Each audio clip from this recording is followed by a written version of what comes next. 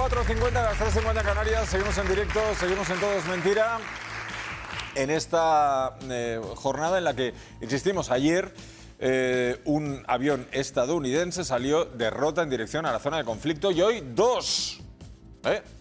No a la guerra, pero que no usen las bases, pero... Fabián.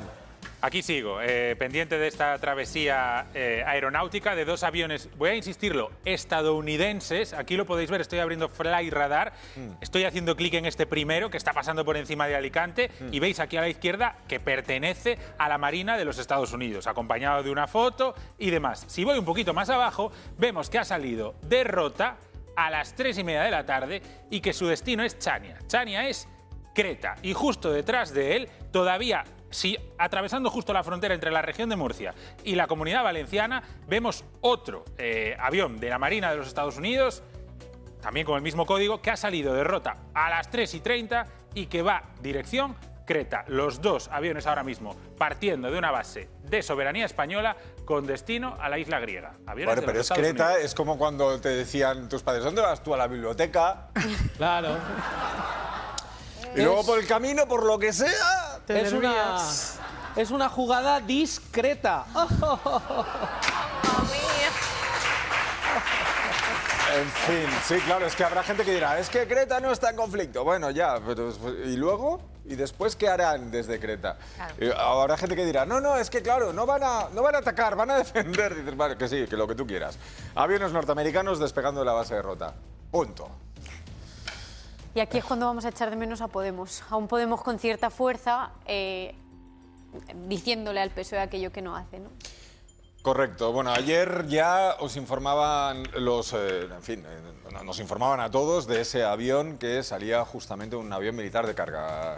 Eso es, Fabián nos ha hecho la actualización, 2 aviones más, dirección a Creta, pero según OK Diario, un avión militar de carga de Estados Unidos partía desde la base de Rotas, el primero de todos del que tuvimos conocimiento, hacia la base de la OTAN en Sigonella, en Sicilia, ya no sería en Grecia, donde aterrizó pasadas las 11 de la noche y luego siguió ya camino hacia el este, porque el Mediterráneo no acaba en Grecia. Claro, la historia... Fabián, ponte ahí en el mapa y haz zoom, porque seguro que detrás del avión lleva una pancarta que pone no a la guerra. Es por eso. Claro.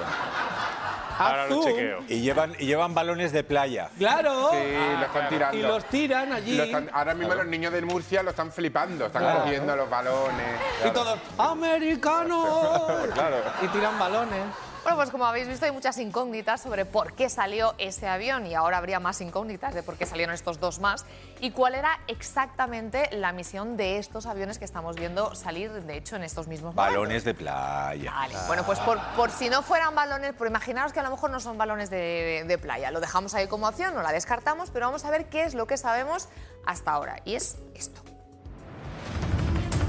En medio del fragor de declaraciones y desmentidos que tuvimos ayer por la tarde a cuenta de la colaboración militar española con el ejército norteamericano, surge anoche una información que alimenta el debate. El despegue desde Rota de un avión estadounidense dirección este levanta mucha polvareda en X. El eurodiputado de Vox, Hermann Tertsch, alimenta la teoría con el avión volando sobre el Mediterráneo de que la aeronave ya tiene destino. Álvarez, de Rota salió el avión y ya va directo hacia Oriente Medio. O sea que la Casa Blanca tiene razón y ya está chuleando otra vez a los españoles. Cuéntanos. Si hubiera investigado un poco, sacando su vena de periodista y dejando de lado la de político, hubiera podido comprobar por sus propios medios que ese avión ya había aterrizado en la base italiana de Sigonella, una base conjunta de la OTAN, antes de que él publicara su tuit. ¿Qué avión? Un Boeing C-17A Globemaster, el llamado Titán de los cielos, una aeronave de transporte, uno de los aviones militares más grandes y más potentes que existen, un avión del ejército norteamericano que llegó a Rota procedente de Virginia la noche anterior. Su escala en la base española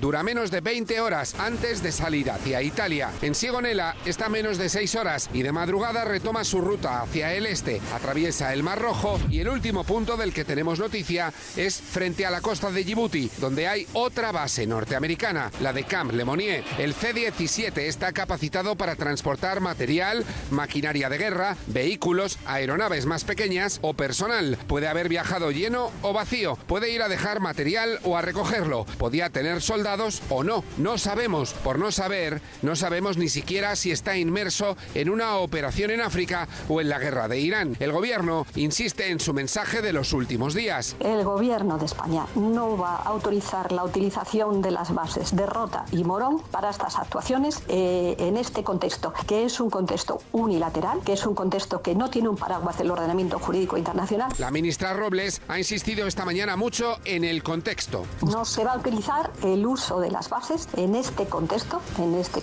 Sabemos que en el contexto actual el C-17 usó la base de Rota y sabemos que no es el único avión del ejército de los Estados Unidos que ha utilizado la base española en las últimas 24 horas. A las 3:35 de la tarde de hoy estaba previsto que un C-30 de las Fuerzas Aéreas Americanas saliera de la base española con destino al Aeropuerto Internacional de Creta. El C-30, comúnmente conocido como Hércules, es un avión de transporte. En este caso, sí sabemos que el destino es una zona caliente del conflicto con Irán, cerca de Chipre y de las costas de Líbano e Israel. También sabemos que ayer por la tarde llegó a Rota otro vuelo militar norteamericano procedente de Oslo, que antes había salido de la base de la OTAN en Sigonella. En este caso es un Boeing C-40, la versión militar del 737, una aeronave de transporte. El gobierno insiste en que el uso de Rota se adecúa al convenio firmado con Estados Unidos, pero los vuelos militares del tío Sam siguen funcionando. La duda de si se usan las bases españolas para las operaciones contra Irán sigue latente. Ninguna duda, ya está. O sea, se están usando. Pero eso sí, en este contexto no, en otro. O sea, a los pilotos les preguntan, ¿usted qué va? ¿A atacar o a defender? Es como si te paran en un control de alcoholemia y te dicen, ¿usted ha bebido? Y tú dices, no, vale, pues para adelante. ¿Eso es lo que está ocurriendo? Sí. ¿Eso es lo que está ocurriendo de verdad? Bueno, es que pertenecemos a una organización que se llama la OTAN, que ahora puede explicar mejor que nadie, yo creo, el señor Javier Nart, y que consiste en un orden de vasallaje a Estados Unidos. Entonces, claro, pero entonces que no nos digan que no se van a utilizar estas bases en este contexto. Que nos digan la verdad. Que nos digan, claro que se van a utilizar, si se siguen utilizando. Mira, en el Tratado Bilateral Hispano-Norteamericano sobre las bases hay un punto fundamental que es la prohibición de almacenaje en la base de, básicamente, la base de Rota, material atómico, pero no lo preguntaremos. O sea, como ellos no nos dicen lo que traen y nosotros no preguntamos lo que traen, por lo que traigan, lo traen sin traerlo y sin que nosotros sepamos lo que están trayendo. ¡Qué maravilla! Uy, qué maravilla, ¿verdad? ¡Qué adivinanza! Yo no me he enterado de nada. Es que ha sucedido también. Es lo del cielo está en la Yo no sé lo que traes, pero tráemelo todo. Claro. Bueno, pero es que esto es exactamente lo mismo. Hay una fragata, la Blas de Lezo, que antes de que empezaran las operaciones está patrullando, está, dijéramos, en lo que son las operaciones de protección lateral del portaaviones George Bush. El portaaviones George Bush está en el Océano Índico al norte de la isla de Diego García, o sea, exactamente en la línea de Irán. El portaaviones George Bush está tomando el sol en el Océano Índico, que es muy bonito y es una maravilla. ¿Qué hace el Blas de Lezo? Está en otro contexto, según la ministra. La fragata española, la Cristóbal Colón, está en el operativo del Charles de Gaulle. Y por lo tanto es un operativo del Charles de Gaulle para defender un país que, siendo miembro de la OTAN, Gran Bretaña, no ha desencadenado el artículo 5. Mira, yo al final te digo una cosa. Yo he sido militante de 3 partidos y me fui de los 3, parece mentira que siempre recayera en la misma piedra, porque hay un momento en el cual el partido tiene la sana intención de sodomizar tu pensamiento y convertirte sencillamente en un vicario de la verdad revelada por el egregio líder, el amado líder. Lo tremendo del caso, y lo hemos visto hoy aquí también, es que si la verdad revelada por el amado líder contradicen los hechos, tanto peor para los hechos. Deberías probarlo, a lo mejor te hubieras quedado y te habría gustado. No. Te aseguro que no. Bueno, no vamos a entrar ahí, no vamos a entrar. No, porque si no va a empezar a sacar la fragata no habrá más melones. Y los contextos. No. El ministro de Exteriores, por su parte, ha asegurado no tener constancia sobre este hecho. ¿Sabe usted si un avión norteamericano que ha partido de Rota se dirige a la zona de conflicto? No tengo conocimiento, pero en cualquier caso, entiendo su pregunta. Las bases de Morón y Rota no van a poder ser usadas para nada que tenga que ver con la operación militar en estos momentos sobre Irán. ¿A quién vas a creer? ¿A tus ojos o al ministro? Bueno, yo a este gobierno no iba a pactar con Podemos, no iba a pactar con Bildu, no iba a hacer no sé qué. Yo creo que Sánchez ha buscado, hizo como un rufián, intentar aglutinar a la izquierda, y lo está intentando hacer con este eslogan de no a la guerra, a pesar de que los hechos están contradiciendo el eslogan de no a la guerra. Déjame saludar a esta hora de la tarde a Pilar Rahola, periodista y colaboradora de Todo es Mentira. Buena tarde, ¿cómo estás, Pilar? Buena tarde, bien. Bien, muy divertido con estos mapas de aviones. Sí, fantástico. ¿no? Bueno, es que nos están diciendo, es que pero, en mi casa lo decíamos además en catalán, o sea que tú lo entenderás perfectamente, que ens pixen y nos diuen que plou, ¿sabes? O sea, nos mean y dicen que llueve. Entonces, Pedro Sánchez es especialista en engañar a todo el mundo a todas horas, con lo cual al final ya le conocemos los trucos y todos. Además juega con una falacia. Él intenta decir que esto no es como en la guerra de Irak, sin recordar que en la guerra de Irak Aznar España solo hizo actividades defensivas, exactamente lo mismo que dice él. Nunca se entró en batalla directa, ni nunca se entró en ataque. Es evidente, todos sabíamos que más allá del farol, que es estratégico, que tiene que ver con las elecciones de Pedro Sánchez y con la configuración estratégica que está haciendo para sus propias elecciones, quiere recuperar el no a la guerra de Zapatero, que le funcionó tan bien en su momento. Más allá de esto, era una fanfarronada que aguantaría 2 minutos y medio, como así ha sido. Y ahora tienen que bajar el tono, tienen que jugar con los matices, tienen que hacer ver lo que tú decías, que los hechos se equivocan y en cambio no sus palabras. Bueno, sobre la tensión en la zona y sobre el conflicto en la zona, además tú como conocedora también durante muchos años has estado estudiando lo que está ocurriendo ahí, la acción, que esto no lo hemos hablado tú y yo, pero me gustaría que me hicieras un breve resumen. ¿Cómo ves la acción militar estadounidense e israelí sobre territorio iraní? Hombre, yo creo que era una guerra absolutamente predestinada, previsible, y que ha llegado en el momento en que podía llegar, pero que ya sin ninguna duda, desde el 7 de octubre del 23 ya estaba marcada. Pero mucho antes también era una guerra para la que todo el mundo se había ido preparando. Irán, Israel en este caso, pero también Estados Unidos, y en la región era un elemento explosivo. Es decir, ¿por qué se ha producido ahora? Yo creo que había 3 elementos que tenían que permitir este momento de la guerra, más allá del tema de la inteligencia y de saber en qué momento Jamenei, más allá de esto globalmente. Primero, Israel tenía que ganar su propia guerra con Hezbollah y con Hamas. Segundo, tenía que caer Siria. Y tercero, Trump tenía que entrar en la Casa Blanca. Con estos 3 elementos, la guerra ya era cuestión de tiempo en qué momento se producía, pero estaba más que clara. ¿Y el por qué? El por qué tiene que ver con todas las ilegalidades del 79 que está incumpliendo, que está haciendo el régimen criminal iraní. Cuando yo escucho hablar del derecho internacional por parte de Pedro Sánchez diciendo hay que preservarlo, yo me pregunto, ¿y dónde estaba el derecho internacional cuando estos tipos armaban a Hezbollah y ponían bombas en Argentina o en cualquier otro lugar? ¿Dónde estaba el derecho internacional cuando creaba todo un círculo de fuego de gente armada en toda la región, desestabilizándolos? ¿O cuándo estaba el derecho internacional cuando tiraba munición real contra los manifestantes? ¿O cuándo hacía una carrera nuclear con la intención de destruir un país, es decir, destruir a 9 millones de personas? Esto no se aguantaba por ningún lugar. Esto es, si me permite Risto, esto es la dialéctica, el dilema Chamberlain-Churchill.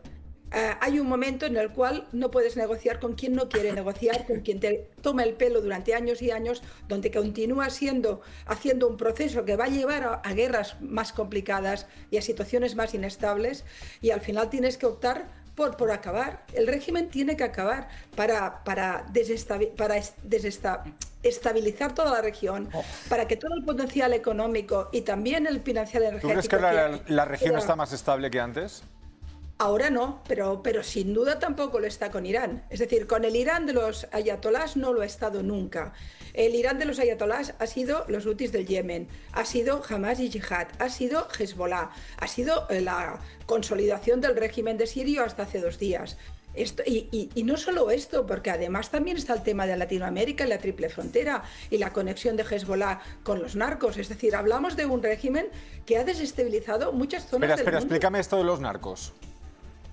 Desde el 2008, la DEA descubrió que había una conexión entre los líderes de Hezbollah a raíz de un seguimiento que estaban haciendo de un líder del narco colombiano. Encontraron que se reunía con un líder de Hezbollah libanés. A partir de ese momento empezaron a estirar un hilo. Esto está explicado, por ejemplo, en Político y en otros lugares. Empezaron a estirar el hilo y descubrieron que se había hecho la fusión entre el narco colombiano y el Hezbollah. Tienes que tener en cuenta que una parte importante de la financiación de Hezbollah viene de la droga del Valle de la Bekaa y de todo el sur sirio, con lo cual esto formaba parte de una lógica que luego acabó instalándose en la triple frontera, pero detrás de esto está Irán, como estuvo detrás de la Ayer bomba. Gustavo de Aristegui nos contaba que 1.000 millones al año es lo que financiaba a Hezbollah Irán. Esto es así, ¿te consta eso? No. Sí, es la cifra que se baraja, aunque no la sabemos de cierto, porque además del dinero directo, luego también estaba toda la logística, las ayudas, en fin, realmente Irán había creado un entramado militar de intervención global enormemente peligroso. Y esto es algo que tenía que preocupar a cualquier democracia o a cualquier país cercano, incluso aquellos que no son demócratas como los catarís, ¿no? Que desde luego es un régimen para mí horrible, pero incluso estos estaban preocupados, quizá que serían los peores. Con lo cual estábamos en una diatriba. Sabemos además que había conseguido guardar uranio enriquecido. Se habla, la agencia atómica hablaba de 460 kilos a 60%, lo cual ya te puede permitir alguna bombita. Es cierto que después del último ataque eso quedó muy mermado y no podían fácilmente continuar enriqueciendo, pero también no era un problema. Irán ha mentido siempre, ha jugado con el tiempo de manera muy hábil y mientras tanto ha ido creando una estructura de muerte. ¿Tú no crees que a Netanyahu también le beneficia esta guerra? Teniendo en cuenta que es un año electoral también para él. ¿Quién aquí? Perdón, no te... Netanyahu. ¿Netanyahu ha arrastrado a Trump de alguna forma a esta guerra? Para nada. Es decir, a ver, sin ninguna duda, Israel es el primero que tiene interés en hacer una guerra con Irán porque es un enemigo directo, porque en su caso, en el caso de Israel, pero ahora con Netanyahu, pero ya desde las épocas del resto, es decir, de Ehud Olmert, de Ehud Barak, en todas las épocas Irán ha sido... De hecho, como habéis sabido, una parte del operativo de inteligencia se estaba preparando desde hacía muchísimos años, mucho antes incluso de Netanyahu. Porque para Israel la existencia del régimen iraní es un tema de supervivencia. Ellos se toman muy en serio que estos tipos, si pueden, los destruyen. Irán ha dicho en sede de la ONU que va a destruir un país entero. Por tanto, esto no es una tontería. Pero más allá de esto, y es cierto que Netanyahu se habrá aprovechado de esta coyuntura concreta, que como yo decía, es ideal, porque de golpe decapitado Hezbollah, caídos Assad, y ganada la guerra con Hamas, es evidente que el momento era bueno y con un Trump que está por la labor. Pero mucho antes de Netanyahu, los planes de algún día, la frase es, la he oído en estos términos, algún día hay que prepararse porque la guerra va a venir en algún momento. Esto lleva años y años, no te diré desde el principio de los tiempos, desde el 79, pero casi. Y después en el tema electoral, todo el mundo está en tema, todo el mundo se aprovecha de todo. Pedro Sánchez está aprovechando de la guerra también pensando en su tema electoral. Esto no te lo puedo desmentir, estoy convencida. También Trump lo utiliza en su tema interior. Pero sinceramente creo que estamos hablando de un tema de palabras mayores que va mucho más allá de cada cual. Fíjate el papel... Déjame que consulte aquí a Nart, que está aquí escuchándote. ¿Qué opinas, Nart, de lo que está diciendo Pilar? Vamos a ver. El acuerdo que se firmó por parte de la Unión Europea y también Estados Unidos con Irán iba por buen camino hasta que Trump decidió en que no. Y eso no lo digo yo, que tengo una autoridad cero. Lo dice la Organización Internacional de Energía Atómica, que también ha dicho que estaba lejos hoy de tener la bomba atómica Irán. Omán, que es un país muy serio, yo diría es el país más creíble en el área, decía que las negociaciones avanzaban en buen paso.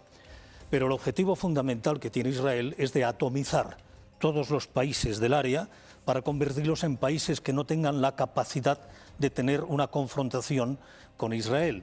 Y esa confrontación con Israel pasa incluso porque los acuerdos que en su día, años Arabia Saudita propuso, que significaba retirada de los territorios, no de los territorios de la frontera internacional, que es la del 47, sino de la ocupación hasta el 67, vamos a crear una patria, mini patria palestina, en el 30% de lo que queda después de lo que nos han quitado, y eso significaba una paz completa. Pues dijeron que no.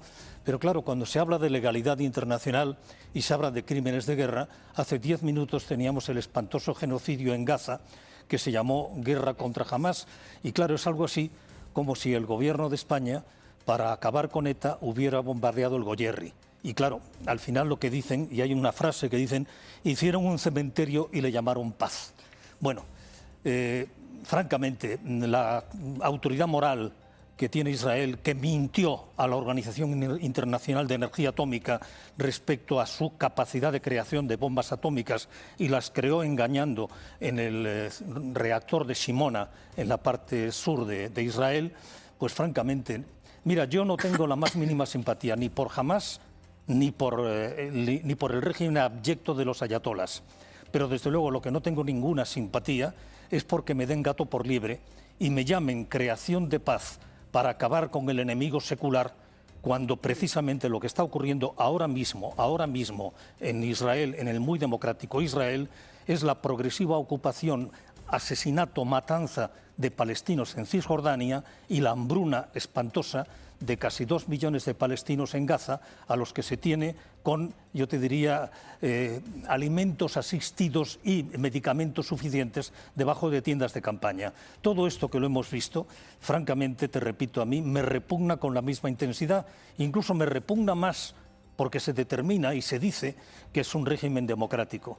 El régimen democrático, cuando tratas a todos por igual y no solamente a los tuyos y a los demás, sencillamente los consideras perfectamente prescindibles, incluso para bombardearlos, para establecer lo que llaman la paz y la guerra contra Hamás. Eso no es una guerra, eso fue un genocidio. Sí, Pilar, puedes contestar, pero te pido brevedad, por favor, que tengo que preguntarte más cosas. Cada vez que hablamos de Irán, siempre hay alguien que aprovecha para hacer su discurso anti-israelí. Pero es que es Israel quien está bombardeando Irán. ¿Cómo anti-israelí?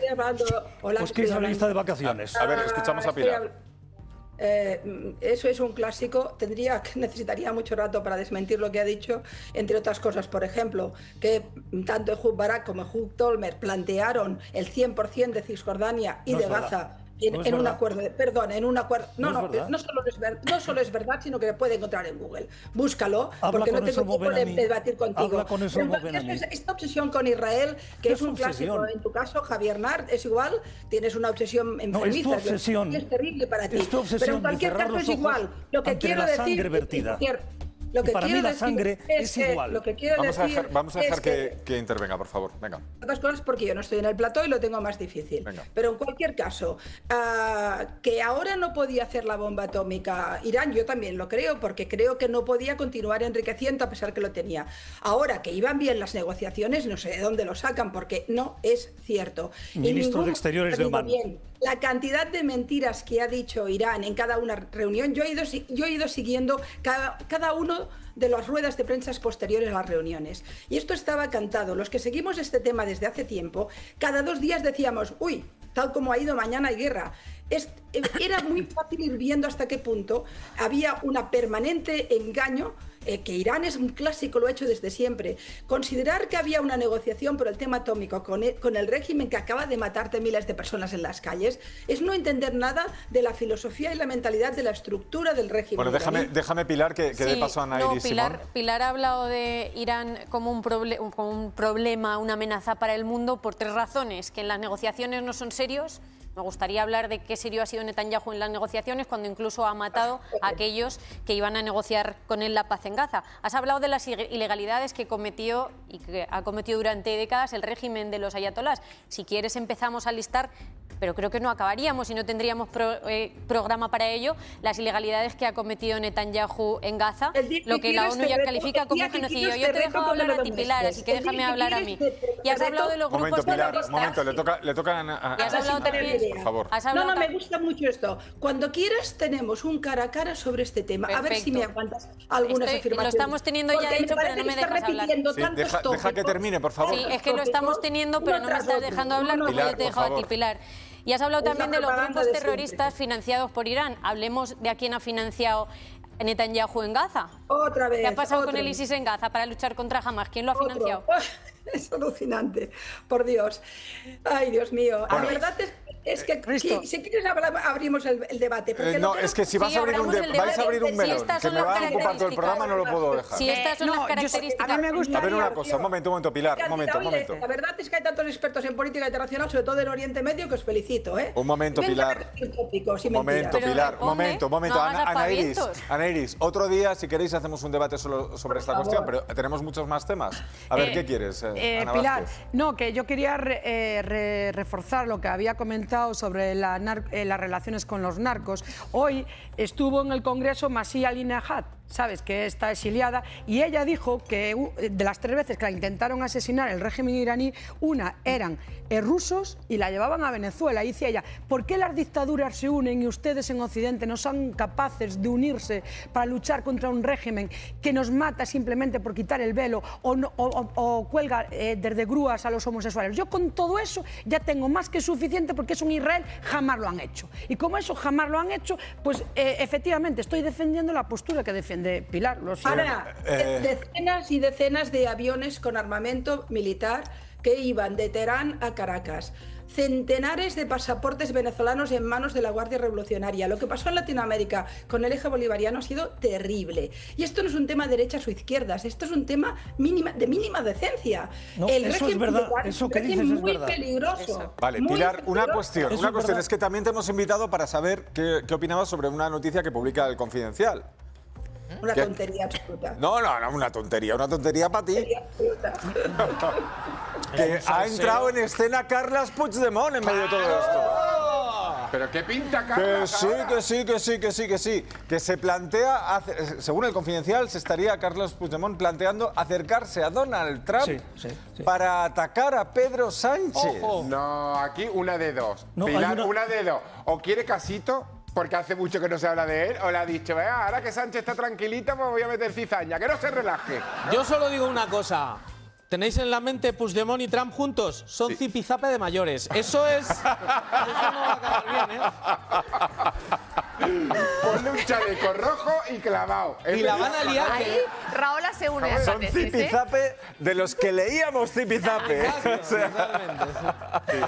A ver, ¿qué dice El Confidencial? Pues bueno, según El Confidencial, desde Junts debaten si acercarse a la postura de Donald Trump para dañar aún más políticamente a Pedro Sánchez y relanzar así de nuevo el procés, que ahora mismo se encuentra en sus horas más bajas. No, cuidado, Puigdemont, cuidado con pedirle a un tipo como Trump que te ayude a separar Cataluña del resto de España. Él se lo toma literal, y nos cuidado. Bueno, primero tendría que saber dónde está Cataluña y dónde está España. Pero Carles se lo explica en la peluquería, que también van al mismo peluquero. Que igual te dice, no, si ya están separados, si no tiene nada que ver. También es verdad. Oye, pues... Un momento, Nart, un momento que estamos avanzando Me ahora. lo estáis estresando. Que quiero saber lo que opina Pilar. Venga. No tenemos confirmado si sería cierto este acercamiento, pero el economista de cabecera de Junts ha escrito en X el siguiente mensaje que leo literalmente. Estimado Donald Trump, cortar el comercio no le hará daño a España, pero ¿sabes qué le haría daño de verdad a Pedro Sánchez? La independencia de Cataluña. Uy. Y esto, ojo, lo han retuiteado Míriam Nogueras, varios líderes más del independentismo catalán y también nuestra colaboradora, Pilar Rahola. No, oye, de verdad, ¿eh? Metiendo ahí el dedito, ¿eh? Y dice, ante una tontería, tú la retuiteas. ¡La tontería! Mira. Zipizape han conseguido una cosa Mira, Sánchez ha conseguido algo increíble y es que Junts, Podemos, medio PSOE, Pilar Rahola, Abascal, todos están de acuerdo en lo mismo, molestar a Sánchez. Eso es importante. No, pero una cosa, Pilar, luego no nos vengas aquí con que quieres la paz en el mundo, si tú estás contribuyendo a lo contrario. Si estás aquí liando, estás metiendo cizaña. Sí. Este tuit de Xavier Salaverry. No, un momento, Pilar, un momento. Nos lo vas a explicar, porque es que además también tenemos una última hora que Trump nos dicen que en estos momentos acaba de volver a hablar de España. Otra vez. Ha vuelto a mencionar a España. Sí. Y no precisamente bien. Vamos a publicidad y a la vuelta nos cuentas qué haces.